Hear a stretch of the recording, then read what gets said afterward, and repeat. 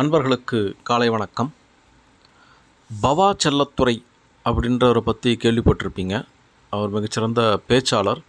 பேச்சாளர்னு சொல்கிறத விட கதை சொல்லி அப்படின்னு சொல்லலாம். அதாவது கதைகளை எழுதுபவர்கள் சில பேர் எழுத்தாளர்கள். இவர் கதை சொல்பவர்.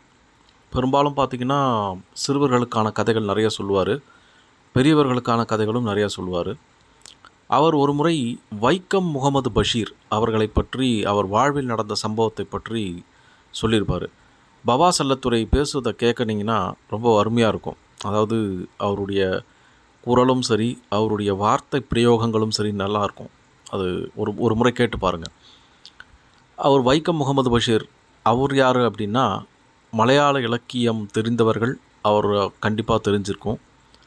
மலையாள இலக்கியத்தின் பிதாமகன் கூட சொல்லலாம்.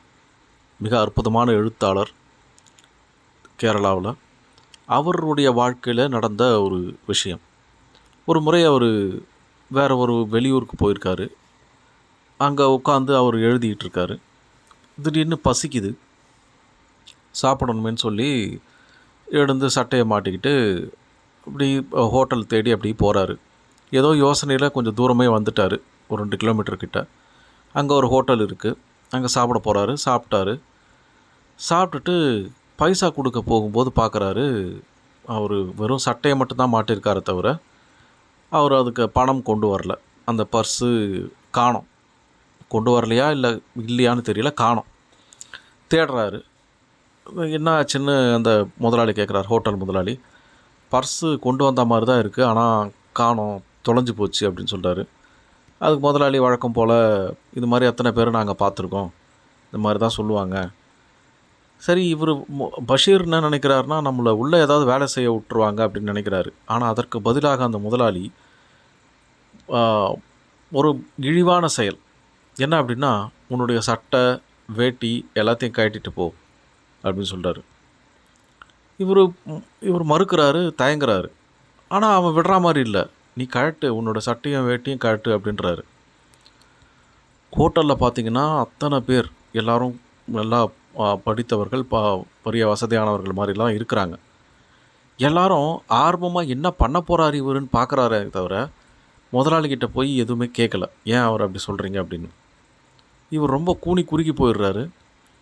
அவருடைய சட்டையை கழட்டிட்டாரு. கழட்டு, வேட்டியும் கழட்டு அப்படின்றாரு. அவருக்கு அதுக்கு மேலே என்ன பண்ணுறதுனே புரியல. ரொம்ப அவ்வளவு வெட்கத்தில் தலை குனிஞ்சு நிற்கிறாரு. அப்போ திடீர்னு ஒருத்தன் வரான். வந்துட்டு, ஏன் இந்த மாதிரி இந்த மனுஷனை போட்டு இந்த பாடுபடுத்துறீங்க, என்ன பிரச்சனை உனக்குன்னு. அவன் சாப்பிட்டு காசு கொடுக்கல அப்படின்னு. காசு தானே, உனக்கு எவ்வளோ வேணும் காசு அப்படின்னு. 1.25 ரூபா அப்படின்னு சொல்கிறாரு. அந்த காலத்தில் நடந்த ஒரு விஷயம்.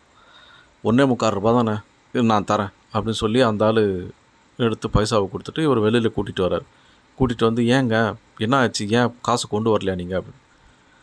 இல்லை, கொண்டு வந்தேன், எனக்கு நல்லா ஞாபகம் இருக்குது, ஆனால் வழியில் எப்படி நான் தொலைச்சேன், எப்படி மிஸ் ஆச்சு தெரியல அப்படின்னு சொல்கிறாரு. அப்படியா, சரி ஓகே இருங்க அப்படின்னு சொல்லி அந்த அந்த ஆள் அவனுடைய பேக்கெட்லேருந்து ஒரு 5-6 பர்ஸ் எடுத்து கையில் நீட்டுறாங்க. இதில் ஏதாவது உங்கள் பர்ஸ் இருக்கா பாருங்கள் அப்படின்னு. பஷீர் அதிர்ச்சி ஆகுறாரு. அவன் ஒரு பிக் பாக்கெட் திருடன். பஷீருடைய பர்ஸும் அவர்கிட்ட தான் இருக்குது. அவருடைய பர்ஸை மட்டும் எடுத்துக்கிறாரு பஷீர். எடுத்துக்கிட்டு ரொம்ப நன்றி அப்படின்னு சொல்கிறாரு. பரவாயில்ல இருக்கட்டும் அப்படின்னு அந்த ஆள் போயிடுறாரு. பஷீர் அதுக்கப்புறம் சொல்கிறாராம், இது பஷீர் எழுதின விஷயங்கள். இது பஷீர் அதுக்கப்புறம் எழுதியிருக்காரு. என்ன சொல்கிறாருன்னா, நான் அந்த அந்த மனிதனுடைய பெயரை கேட்க மறந்து விட்டேன், அதனால் என்ன பரவாயில்லை, அந்த மனிதரின் பெயர் ஒன்று கருணையாக இருக்கணும், இல்லை அப்படின்னா மனித நேயமாக இருக்கணும் அப்படின்னு சொல்கிறாரு. இது பார்த்திங்கன்னா, அந்த ஆள் பிக் பாக்கெட் அடித்த ஒரு ஆள் தான், தவறான ஒரு விஷயத்தை செய்கிற ஒரு ஆள். ஆனால் ஒரு மனிதன் அவமானப்படுத்தப்படும் போது அவன் தான் வந்து காப்பாற்றிருக்கான். ஒரு மனிதனை இன்னொரு மனிதன் கேவலப்படுத்துகிறான், அது யாரும் கேட்கக்கூட இல்லைங்க. அப்போது இவர் தான் வந்து காப்பாற்றுறாரு. அதனால் நம்ம ஒரு கீழ்நிலையில் இருக்கிறவங்க, இல்லை ஒரு சாதாரண வேலை செய்கிறவங்க, பார்க்கறதற்கு சாதாரணமாக இருக்கிறவங்க, இவங்களை எல்லாரையுமே நம்ம வந்து ஒரு கீழானவர்கள் நினச்சிடக்கூடாது. நிச்சயமாக அவங்களுக்குள்ள மேன்மை பண்புகள், மிகப்பெரிய பண்புகள் கண்டிப்பாக இருக்கும். திருக்குறளில் பார்த்திங்கன்னா பெருமை அப்படின்னு ஒரு அதிகாரம், அந்த அதிகாரத்தில் ஒரு குறளில் சொல்கிறாரு. கொஞ்சம் குழப்புற மாதிரியாக இருக்கும் குறள், ஆனால் நல்ல சொற்சுவை இருக்கிற ஒரு குறள். மேலிருந்தும் மேலல்லார் மேலல்லர், கீழிருந்தும் கீழல்லர் கீழல்லவர். என்னடா இது மேலிருந்து கீழிருந்து அப்படின்னா, மேலிருந்தும் மேலல்லார் மேலல்லவர். அதாவது ஒருத்தன் வந்து சமூகத்தில் உயர்ந்த பதவியில் இருக்கான், உயர்ந்த செல்வாக்கில் இருக்கான், பெரிய ஆளாக இருக்கான் அப்படின்னா, அப்படி அப்படி மட்டும் இருந்துட்டா அவன் பெரிய ஆள் கிடையாது. அவன்கிட்ட மேன்மையான பண்புகள் இருக்கணும், அப்போ தான் அவன் பெரிய ஆள். மேலிருந்தும் மேலல்லார், மேலே இருந்தும் அவன் மேன்மையானவன் கிடையாது. யார் அப்படின்னா மேன்மை பண்பு இல்லாதவன்.